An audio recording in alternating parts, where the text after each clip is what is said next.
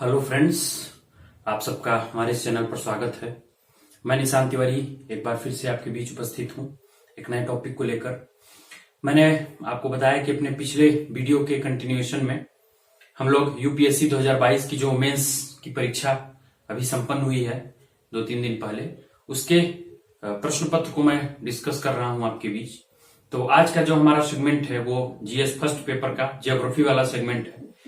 तो आज हम देखेंगे कि यूपीएससी मेंस में ज्योग्राफी से कितने सवाल पूछे गए हैं और आपको ज्योग्राफी की तैयारी कैसे करनी है और आपको ज्योग्राफी हल्के में नहीं लेना है, उसको कैसे अच्छे से तैयार करना है ताकि प्रीलिम्स और मेंस दोनों को आप होलिस्टिक कवरेज कर सकें।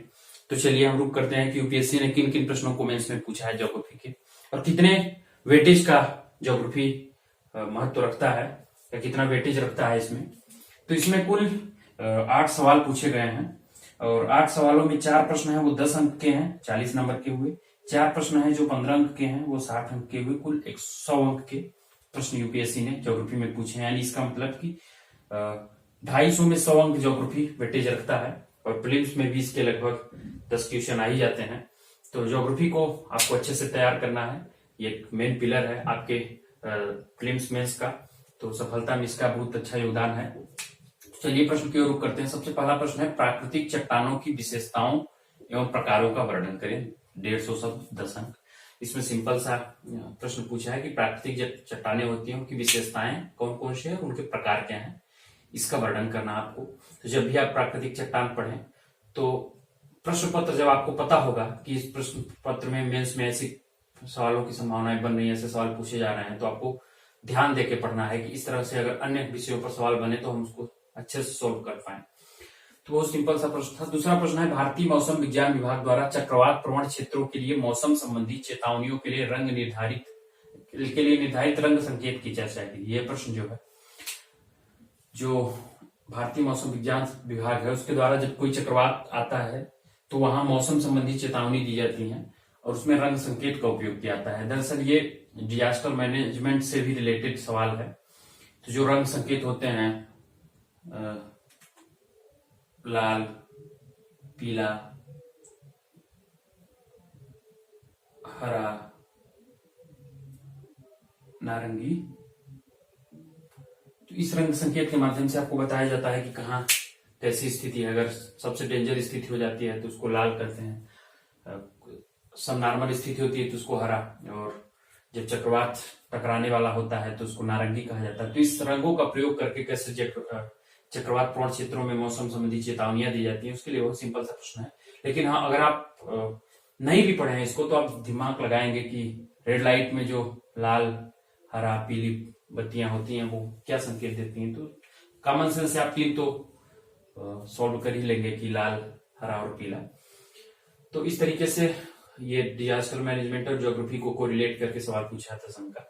तीसरा प्रश्न है, दक्कन ट्राइब की प्राकृतिक संसाधन संभावनाओं की चर्चा कीजिए। दक्कन ट्राइब, तो आप जब इंडिया का मैप बनाएंगे तो उसमें दक्कन ट्राइब दिखाएंगे, जो महाराष्ट्र और राजस्थान और महाराष्ट्र और गुजरात और इधर साउथ के जो 2-3 स्टेट हैं, आंध्र प्रदेश, तेलंगाना और तेलंगाना का कुछ पार्ट है इसमें, और कर्नाटक है कुछ।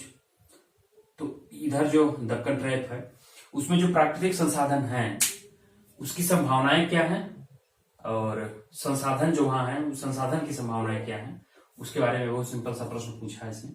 प्राकृतिक संसाधन आप पढ़ते ही हैं, तो कहाँ कितने प्राकृतिक संसाधन है, उसकी क्या संभावना है, इस पर 150 शब्द में पूछा है। तो आप बता देंगे कि कहाँ वहां कितने खनिज हैं, और जो खनिज पदार्थ हैं उसके साथ साथ अगर कुछ पेट्रोलियम स्रोत भी हैं या कुछ ऐसे खनिज जो और खनिज हैं, कुछ मेन खनिज हैं, तो उसकी संभावनाओं की चर्चा कर देनी है आपको। इसके बाद चौथा प्रश्न जो है वो, भारत में पवन ऊर्जा की संभावना का परीक्षण कीजिए एवं उसके सीमित क्षेत्रीय विस्तार के कारणों को समझाइए। तो आजकल देख रहे हैं कि आप जब से नवीकरणीय ऊर्जा संसाधनों की बातचीत चल रही है तो पवन ऊर्जा, सौर ऊर्जा की बातें ज्यादा हो रही हैं। भारत सौर अलायंस में भी शामिल हुआ, तो इसी के साथ साथ पवन ऊर्जा जो है उसकी संभावनाएं क्या हैं उसका परीक्षण करना है और उसके सीमित क्षेत्रीय विस्तार के कारण क्या है। यानी पवन ऊर्जा जो है अन्य ऊर्जा संसाधनोन की तरह उसका विस्तार सीमित है, तो उसके क्या कारण है उसको आपको समझाना है।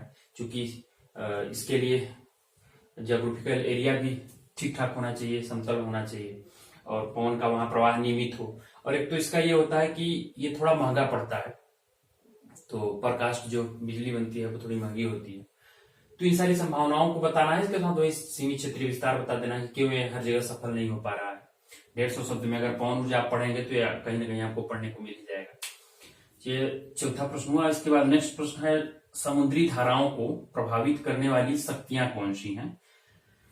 जो ओशन करंट है उसको इफेक्ट करने वाली जो पावर्स हैं उसको बताना है कौन कौन से हैं। इसके बाद ये आप समुद्र विज्ञान पढ़ेंगे तो आपको मिल जाएगा वहां। फिर विश्व के मत्स्य उद्योग में इनका योगदान का वर्णन कीजिए। तो आपको पता है कि जब गर्म जलधारा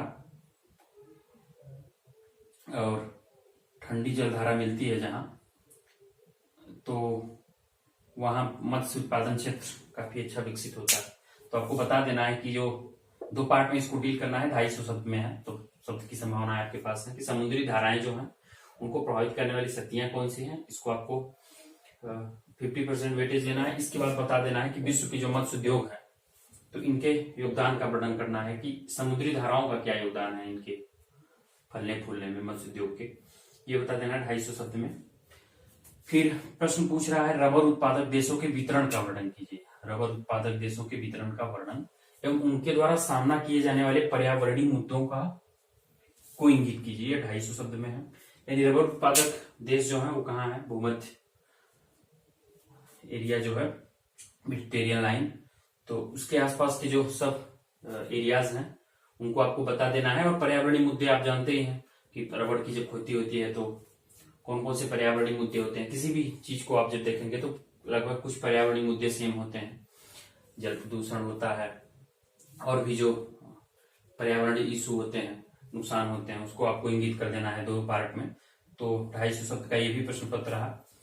इसके बाद नेक्स्ट जो है 7वां प्रश्न उसमें है, क्षोभ मंडल वायुमंडल की एक महत्वपूर्ण परत है जो मौसम प्रक्रियाओं को निर्धारित करती है। जब आप क्षोभ मंडल को पढ़ेंगे तो आपको बहुत सिंपल सा लगेगा कि क्षोभ मंडल में जो अधिकांश क्रियाएं होती हैं मौसम संबंधी वो क्षोभ मंडल में ही होती है। और कैसे क्षोभ मंडल वायुमंडल की एक महत्वपूर्ण परत है इसको 250 शब्द में आपको बताना है। तो आपके पास पर्याप्त समय भी है लिखने का, पर्याप्त शब्द भी है लिखने के लिए, और आपको नॉलेज तो होगा ही अगर आप ज्योग्राफी ढंग से पढ़ रहे हैं तो। क्योंकि मैं यहाँ कम समय में आपको इसका उत्तर बता नहीं सकता हूँ, उसके लिए 2 घंटे का वीडियो चला जाएगा। तो अभी मैं आपको ये बताना चाह रहा हूँ प्रश्न कौन कौन से। आप प्रश्नों को जब जान लेंगे तो आप जब पढ़ेंगे तो आपको याद रहेगा इस टॉपिक पर प्रश्न पूछा था। यानी अगर आप क्षोभ मंडल पढ़ रहे हैं तो आपको याद आएगा कि क्षोभ मंडल वायुमंडल की एक महत्वपूर्ण परत है जो मौसम प्रक्रियाओं को निर्धारित करती है। ये प्रश्न यूपीएससी ने पूछा था। तो इस तरीके से प्रीवियस ईयर क्वेश्चन पेपर जब आपके दिमाग में रहेगा तो आप अच्छे से उसको ध्यान से पढ़ पाएंगे किसी टॉपिक को। फिर नेक्स्ट लास्ट सवाल है, अंतरराष्ट्रीय व्यापार में जल संधि व स्थल संधि के महत्व का उल्लेख कीजिए। तो आपको तो पता ही होगा कि जो अधिकांश व्यापार होता है वो समुद्री रास्ते से होता है। तो अगर समुद्री रास्ते से व्यापार हो रहा है तो जल संधि और स्थल संधि का जो रेलेवेंस है वो बढ़ जाता है।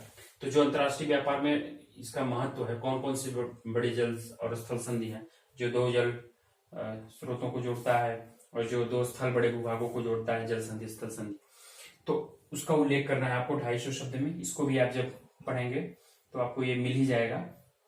बहुत सवाल कठिन नहीं लग रहा है। यानी इस बार यूपीएससी की जो 8 सवाल पूछे हैं बहुत नॉर्मल सवाल हैं। 1-2 सवालों को छोड़कर आपको बहुत ज्यादा परिश्रम नहीं करना पड़ेगा। आप सामान्य से कॉमन सेंस के आधार पर भी कुछ प्रश्नों को सॉल्व कर पाएंगे। तो ये रहा ज्योग्राफी का जो सेगमेंट है, मैंने पहले बताया 100 अंक है, इसको आप अच्छे से तैयार करिए। अगर आप लापरवाही करेंगे और इसके सवाल अच्छे से नहीं कर पाएंगे तो आपका मेंस थोड़ा टफ हो जाएगा। और ज्योग्राफी के जो सवाल है प्रीलिम्स में भी तो आते ही हैं। तो ज्योग्राफी वाला सेगमेंट आप अच्छे से तैयार कीजिए। हिस्ट्री, पॉलिटी, इकोनॉमिक्स और ज्योग्राफी, ये जो 4 सेगमेंट है यहाँ से सबसे ज्यादा प्रीलिम्स और मेंस में भी सवाल बनते हैं, जिसको आप इग्नोर मत कीजिए। इस तरह से हम अपने आने वीडियो में नेक्स्ट पेपर को लेकर उपस्थित होंगे, उसके सेगमेंट पर चर्चा करेंगे कैसे प्रश्न पूछे गए हैं और आपकी तैयारी की क्या रणनीति होनी चाहिए। तो आप अगर हमारे चैनल के नए दर्शक हैं तो इसको अधिक से अधिक सब्सक्राइब करिए, अपने मित्रों को शेयर करिए, और इस वीडियो को इतने इत्मीनान से देखने के लिए आपका बहुत बहुत आभार।